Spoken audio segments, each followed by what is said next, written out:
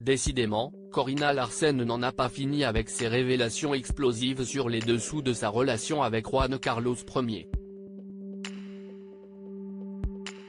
La femme d'affaires allemande est notamment revenue, lors d'un nouvel épisode de son podcast Corina and the King, dont le média hispanique Vanitati a fait l'écho le 4 novembre dernier, sur le décès d'Alfonso, le frère cadet de son ex-amant. Pour rappel, en 1956, le père de Felipe V avait tué par inadvertance son frère, alors âgé de 14 ans, d'une balle dans la tête en jouant avec un revolver offert par Franco. Oui, j'ai appuyé sur la gâchette et je l'ai tué.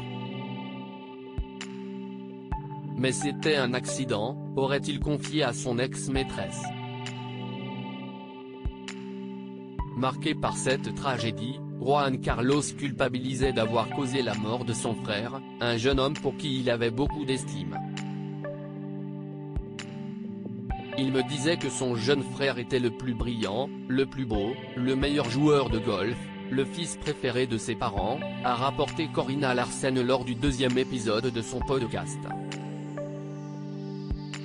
Et d'ajouter, Juan Carlos est très dyslexique et, bien qu'il soit gaucher, il a été obligé d'écrire de la main droite. Il a été forcé d'obéir. Il avait l'impression que son jeune frère était vraiment la lumière qui brillait dans la famille. Il fait des cauchemars à ce sujet et évidemment, de nombreuses rumeurs et théories ont été avancées pour expliquer cet accident obscur. Malgré la confusion, Corina Larsen a tenu à rappeler la version de son ex-amant.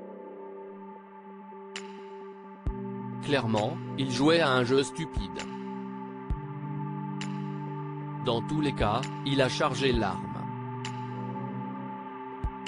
Bien sûr, il n'y a jamais eu de véritable enquête, mais je pense qu'au fond de son âme et de sa tête, il se sent très coupable, a-t-elle souligné, avant de poursuivre, il fait des cauchemars à ce sujet. Je pense que ce qui l'a le plus traumatisé, si est que la première réaction de son père a été de lui dire « Promets-moi que tu ne l'as pas fait exprès ». Je peux imaginer ce qu'il a dû ressentir, car cela signifiait que le père pensait qu'il avait délibérément tiré sur son frère. Le traumatisme d'une vie. Article écrit en collaboration avec 6 médias.